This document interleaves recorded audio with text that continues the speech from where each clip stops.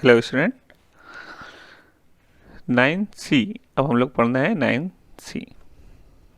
ठीक है। इसमें देखना है हमें कि दो समांतर रेखा और तिर्यक रेखा आपस में कैसे काम करती हैं। तो मान लीजिए पहले एक समांतर रेखा ये है और एक ये है। ठीक है। तो एक समांतर रेखा ये है और एक ये।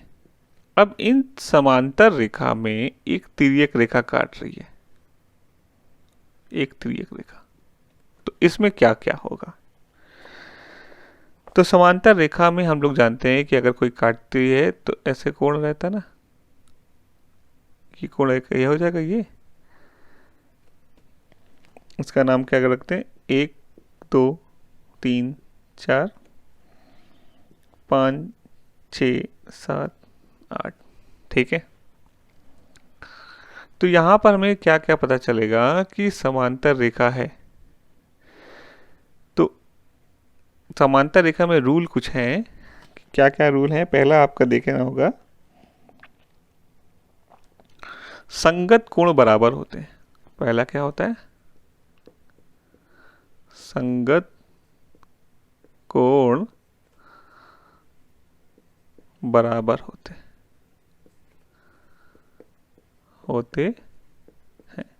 संगत कोण कौन है, यानी 1 और 8। 1 और 8 समांतर रेखा अगर है तो 1 और वो 8 जो हो जाएंगे वो बराबर हो जाएंगे। 1 और 8 बराबर है। इसी तरह से 4 और 4 बराबर किसके हो जाएगा, 7 के बराबर हो जाएगा। तो संगत कोण बराबर होते हैं। इसी तरह से 2 किसके बराबर है, 2 बराबर है 5 के। क्यों, क्योंकि समांतर रेखा है। ये आपको नाम ये याद करना पड़ेगा, संगत कोण। संगत कोण आपस में बराबर है। तो 3 किसके बराबर है, 6 के। दूसरा क्या होता है,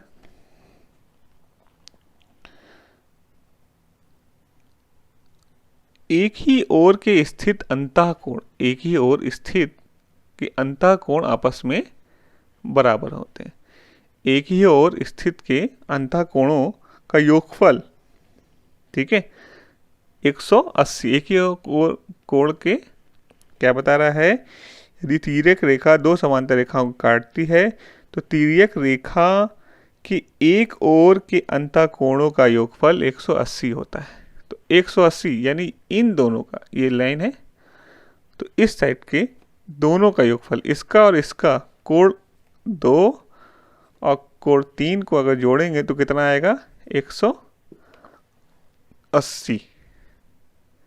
इस तरह से यहाँ की बात कर रहा है, कोण 5 एक ही और स्थित के जो दोनों काट रही है, दोनों 5 और कोण 6 क्या आ जाएगा, 180। ठीक है। ऐसे तो हम लोग जानते ही हैं कि अगर एक कोई लाइन अगर ऐसे काट रही है कोई लाइन को, तो इनका और इनका दोनों का योगफल भी 180 होता है, क्योंकि ये सीधा पूरा 180 होता है। इसको ऐसे काट दिया तो इन दोनों को जब जोड़ेंगे तो ये भी 180 कहलाता है। ठीक है। आगे क्या कह रहा है, एकांतर कोण भी बराबर होते हैं। ठीक है। तीसरा कह रहा है एकांतर कोण, एकांतर कोण बराबर होते हैं, एकांतर कोण मतलब ये 4 कोण 4 ये बराबर होगा कोण 5 के। क्यों, क्योंकि आपका समांतर रेखा, ये आपको याद करना पड़ेगा। एकांतर कोण भी आपस में बराबर होते हैं। 3 कोण 3 बराबर होगा किसके, कोण 8 के। ठीक है। तो आगे देखते हैं अभ्यास में कैसे है। तो संगत कोण बराबर होते हैं। ठीक है। और क्या बता रहा है, एक ही ओर स्थित अगर किसी लाइन पे कार्य है तो अंतःकोण आपस में एक ही ओर स्थित के ये कोण आपस में बराबर होते हैं। तो ये भी बराबर होते हैं। ठीक, 180 अंश होते हैं और एक एकांतर कोण आपस में बराबर होते हैं। कब, जबकि समांतर रेखा हो।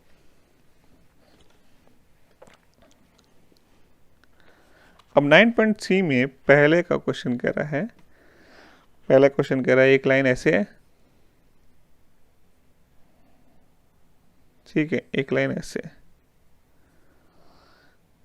एक तिर्यक लाइन ऐसे काट रही है, एक एल है, एक एम है और एक टी है, ये 50 है और ये 120, ठीक है, ये ठीक है। तो ये संगत कोण है इसका? नहीं, इसका संगत कोण ये होगा, ये तो इसका संगत कोण कौन सा हो जाएगा? ये वाला, ये वाला कोण कर देते हैं ये ऐसे। तो ये वाला कोण हमें ज्ञात करना हो, कैसे ज्ञात करेंगे? अगर कोई लाइन है इसमें से काटा, ये 50 है तो ये कितना होगा? ठीक है, मान लेते हैं अगर ये 50 है,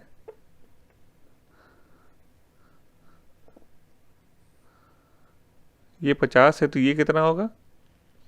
ये निकालना होगा कैसे? दोनों को जोड़ेंगे तो कितना आ जाएगा? 180, क्योंकि एक लाइन है, इसमें बताया था कि हमने कि अगर इस पूरा का जोड़ेंगे तो कितना हो जाएगा? 180। तो ये 50 है तो कितना बचा? 130। तो ये कितना हो जाएगा? 130, ठीक है। तो ये दोनों आपस में क्या है? संगत कोण है। तो हमें मालूम होता है कि संगत कोण क्या होते हैं? बराबर होते हैं। क्या होते हैं? बराबर होते हैं। तो यहां पर क्या पता चल रहा है कि संगत कोण आपस में बराबर नहीं है, अतः एल और एम आपस में समांतर नहीं है। ऐसा समांतर देखने में भी नहीं लग रहा है, मगर आपको रीज़न बताना पड़ेगा, मतलब कि वजह बताना पड़ेगा कि किस वजह से, किस कारणवश ये आपका बराबर समांतर रेखा नहीं है। तो समांतर रेखा क्यों नहीं है? क्योंकि ये 50 था तो ये कितना बचा? 130। टोटल कितना होता है? पूरा होता है 180, तो 130 है। तो ये संगत कोण होता है ना इसके, ये संगत कोण बराबर नहीं है, अतः एल और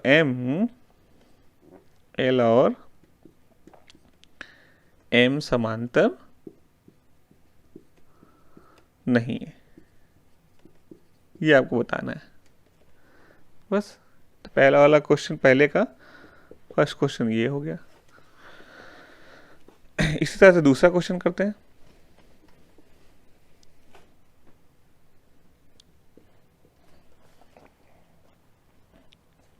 इसमें भी दे एक लाइन ऐसे है,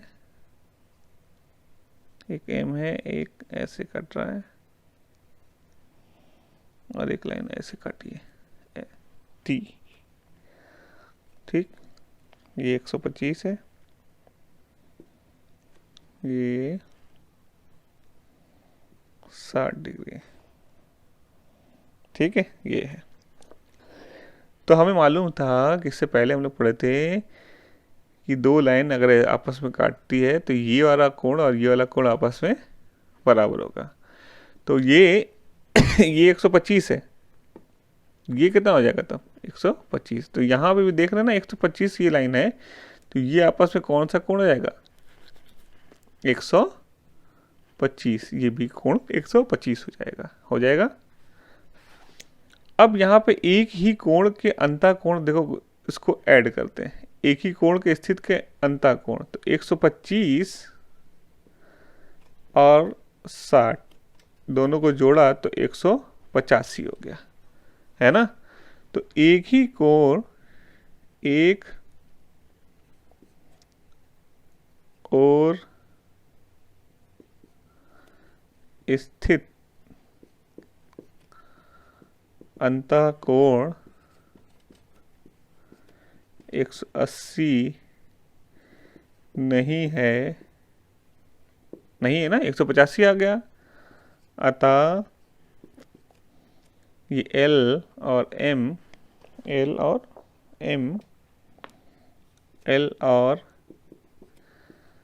एम समांतर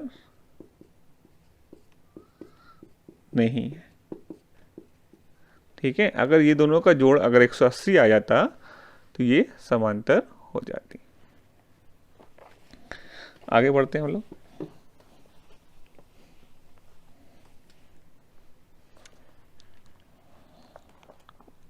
एक लाइन ऐसे है, एक लाइन ऐसे है, इसको एक लाइन ऐसे काट रही है। ये टी है, एल और एम है, ये 135 है और ये 35 है। तो ये 35 है, ठीक है। तो ये भी कितना हो जाएगा, ये भी आपका 35 हो जाएगा। अब यहाँ पे क्या पता चल रहा है, इन दोनों को जोड़ें। ये तीसरा वाला क्वेश्चन है, पहले का तीसरा। तो इन दोनों को जोड़ें, कितना पता चल रहा है, 135, 35 और 135 कितना हो जाएगा, 170। तो 170, तो यहाँ भी वही बात कर रहा है, समांतर नहीं है। क्यों नहीं समांतर, एक और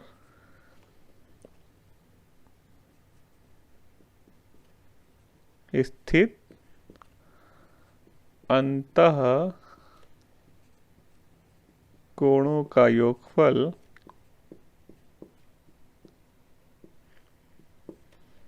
180 डिग्री नहीं है, ठीक है।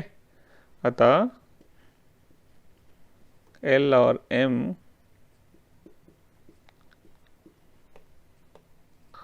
समांतर नहीं है, ठीक है। तो यहाँ तक यही पता चल रहा है कि समांतर रेखा आपस में ये है ही नहीं। आगे हम लोग बढ़ते हैं।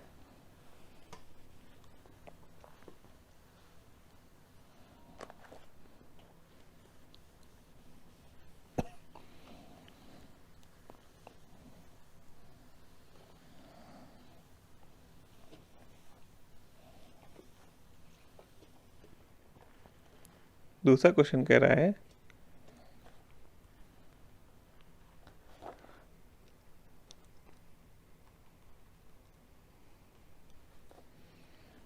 ये आपका एक लाइन ऐसे है।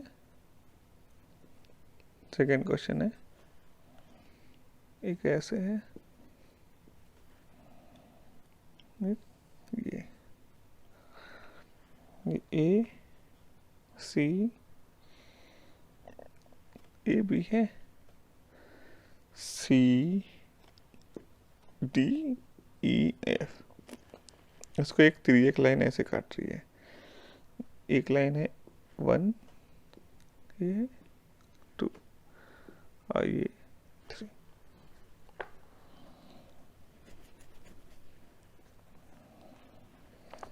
तो यहाँ पे ये कह रहा है कि ए बी जो समांतर है, ए बी समांतर है किसके, ए बी समांतर है सी डी के, ये कह रहा है। और क्या है,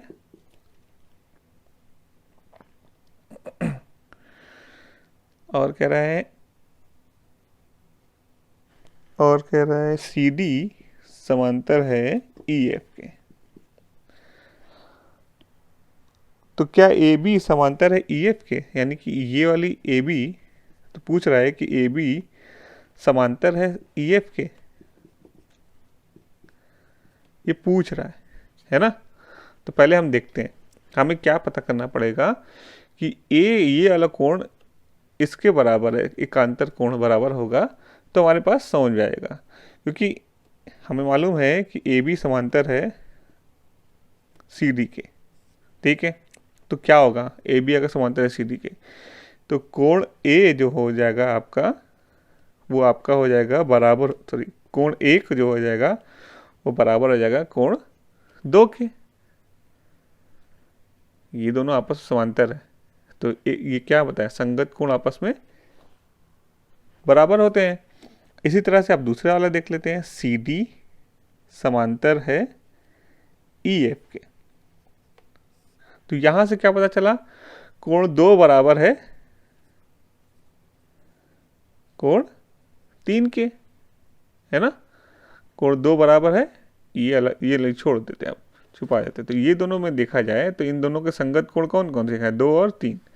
तो यहाँ पता चला, इससे क्या पता चला कि 1 बराबर है, इससे पता चला 1 बराबर है, इन दोनों से पता चला कि 1 बराबर है 2 के, इन दोनों से पता चला है 2 बराबर है 3 के। तो 1 बराबर 2, 2 बराबर 3, तो अतः क्या हो जाएगा? अतः कोण 1 बराबर हो जाएगा कोण 3 के। तो क्या पता चला? तो क्या पता चला कि ये जो कोण संगत कोण बराबर है, क्योंकि इसके और इसके संगत कोण, इसके और इसके संगत कोण, क्योंकि संगत कोण 1 और कोण 3 बराबर है, अतः ए बी समांतर है किसके? ई एफ के। ये आपको बताना था, ठीक है? यही करना है। आगे बढ़ते हैं।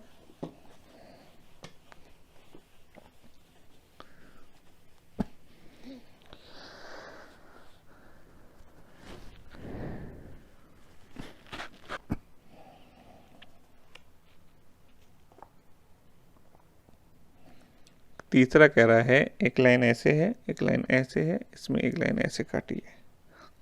इसका नाम 1 है, इसका नाम 2 है। ये है टी, ये है एम, एक एल, ठीक है? तो यहाँ पे कह रहा है कि कोण कोण एक ये समान है, मतलब कि बराबर है। तो 1 और 2 आपस में समान है।